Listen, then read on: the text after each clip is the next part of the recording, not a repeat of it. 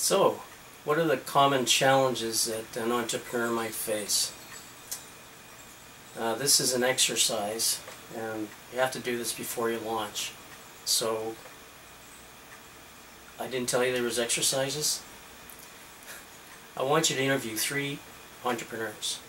They can be friends, strangers. Actually, strangers are pretty good. Go into a store, call up an entrepreneur, and ask them some questions. I've got 6 of them. First of all, what is the biggest challenge that they faced?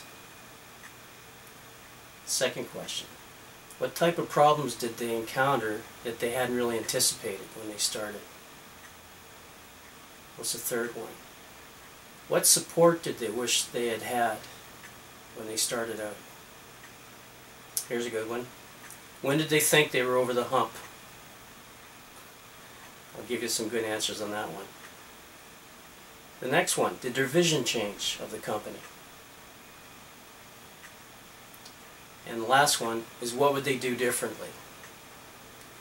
So, I've done this hundreds of times with people. I've had clients fill this out, and here's the top 3 answers for everything. What's the biggest challenge? Planning. They wish they had planned. They wish they had more money. They wish they had resources, maybe employees. What type of problems didn't they anticipate? The biggest one was 70-hour work week. Lack of money, lack of personal time.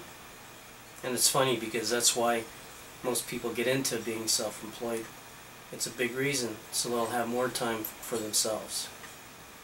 What they wish they had done what would they wish they had done differently? Get a mentor, write a business plan. Those are 2 of the biggies. When were they over the hump in their minds? One person said never. One Asian gentleman I coached told me that he was in his 4th year of his business, and in his 5th year he was going to take a week's holidays. He wasn't going to go anywhere because he still had to watch over his business, but he was going to take a week off. That's when he said he was going to be over the hump. Others said when they made their first big sale. And a few even said when they got their first employee, they would feel like they were over the hump. How did their vision of the business change?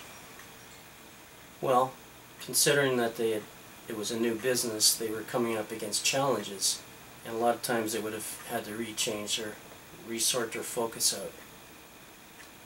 What would they do differently? They'd put more money into the business.